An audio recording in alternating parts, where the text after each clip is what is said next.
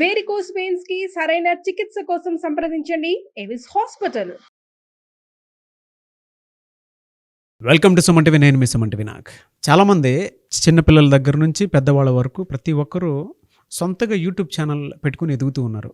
So వారి స్థాయిలో subscribers, దాంతోపాటు వ్యూవర్షిప్ పెంచుకొని ముందుకు వెళ్తూ ఉన్నారు. చాలామంది వాళ్ళ సోషల్ మీడియా ప్లాట్ఫామ్ చూస్ చేసుకొని, అంటే కొంతమంది నెగిటివ్ తీసుకున్నారు, కొంతమంది పాజిటివ్ తీసుకొని ఎదుగుతూ ఉన్నారు. కానీ ఏజ్తో సంబంధం లేకుండా ఇవాళ ఎదుగుతున్నటువంటి తీరు కనుక మనం చూస్తే మన తెలుగు రాష్ట్రాల్లో ఒక సెన్సేషన్ అయినటువంటి పేరు. మనం ఒక లెవెల్లో గంగవ్వను మాత్రమే చూసాము. ఇవాళ శ్రీకాకుళం అప్పలమ్మ గురించి మాట్లాడుకుంటూ ఉన్నాము. అయితే ఎవరి అప్పలమ్మ, స్టోరీ ఏంటి అనేటువంటిదే ఈరోజు మనతో పాటు ప్రముఖ అడ్వకేట్ శశికాంత్ గారు ఉన్నారు. అది వారి మాట్లాడి తెలుసుకుందాం. Hello sir. Hello sir. Appalamma ఇవాళ ఈ పేరు సెన్సేషన్ అండి తెలుగు రాష్ట్రాల్లో. ప్రతి చోట, ప్రతి ఇన్స్టాగ్రామ్లోను, ఫేస్బుక్లోను అండ్ వాట్సాప్లో చూసుకున్నా కూడా ఆ పేరు వైరల్ అయిపోతూ ఉంది. అట్ ద సేమ్ టైం ఆ వీడియోస్, అంటే మనం స్టార్ హీరోస్ని చూస్తూ ఉంటాము. ఇప్పుడు చిరంజీవి గారు కానివ్వండి, లేదంటే ప్రభాస్ గారు, మహేష్ బాబు గారు, జూనియర్ ఎన్టీఆర్ గారు, వాళ్ళు నటించినటువంటి సినిమాల్లో సెన్సేషన్ క్రియేట్ చేసినటువంటి డైలాగ్స్, సీన్లు ఏవైతే ఉన్నాయో ఇవాళ 70 ఏళ్ళ పైబడినటువంటి అప్పలమ్మ గారు నటించి ఆ సీన్లని ఈవెన్ ఫైట్ సీన్స్తో సహా చూపిస్తూ ఉన్నారు మనకి. అంటే ఆ వీడియోస్ చూస్తే వైరల్ అవుతూ ఉన్నాయి, ట్రెండింగ్లోకి వచ్చే విధంగా ఉన్నాయన్నమాట. ఆ స్టోరీ ఏంటి సార్, అప్పలమ్మ గారి స్టోరీ ఏంటి? అవును నాగరాజు గారు, most inspirational stories in the recent times ఏంటి అంటే అప్పలమ్మ 100% అప్పలమ్మే. రీజన్ ఏంటి అంటే శ్రీకాకుళం జిల్లా కవిటి మండలం పెద్ద కరివారిపాలెం చెందిన ఈమె 72 ఏళ్ల వయసు.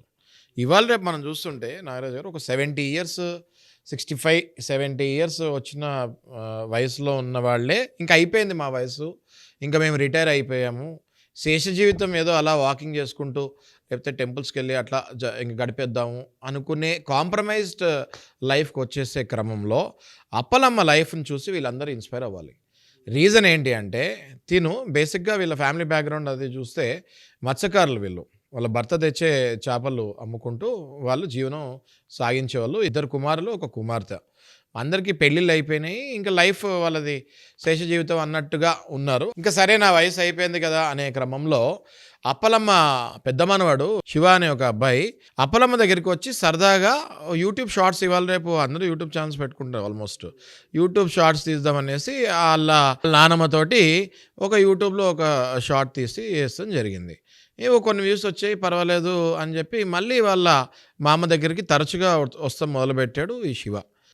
ఏం చేశాడంటే ఆ నానమ్మతోటి సరదాగా రకరకాల హీరోల డైలాగ్స్ చెప్పిస్తూ మొదలుపెట్టాడు. మనం ఈ హీరో ఆ హీరో అని కాదు, జూనియర్ ఎన్టీఆర్ దగ్గర నుంచి తీసుకుంటే మహేష్ బాబు వరకు, ప్రభాస్ వరకు ప్రతి ఒక్కళ్ళ డైలాగ్స్ ఈ అప్పలమ్మతో చెప్పిస్తూ మొదలుపెట్టాడు.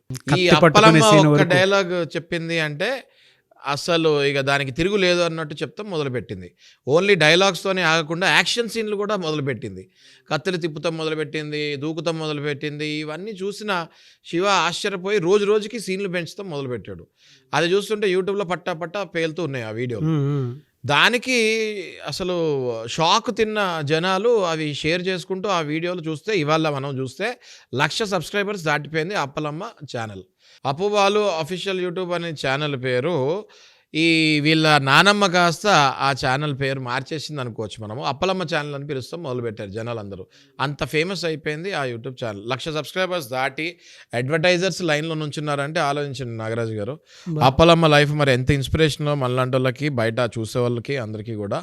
50-60 ఏళ్ళు అవగానే ఇంకా మా వయసు అయిపోయింది అనుకునే వాళ్ళకి 72 ఏళ్ళ అప్పలమ్మ మరి ఎంత స్ట్రాంగ్గా ఇస్తున్నట్టు.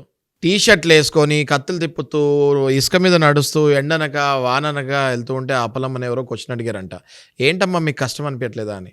ఇష్టం ఉండి ఏ పని చేసినా కష్టం అనిపించదు అని సమాధానం ఇచ్చిందంట అప్పలమ్మ.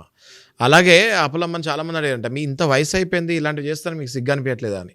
సిగ్గు ఎప్పుడో పోయింది, మనం ఉన్నంత వరకు మనకి ఏ ఆపర్చునిటీ వచ్చినా కూడా వదలకూడదు అని అప్పలమ్మ ఇన్స్పిరేషన్ స్టోరీ చెప్పిందంటే చాలామందికి.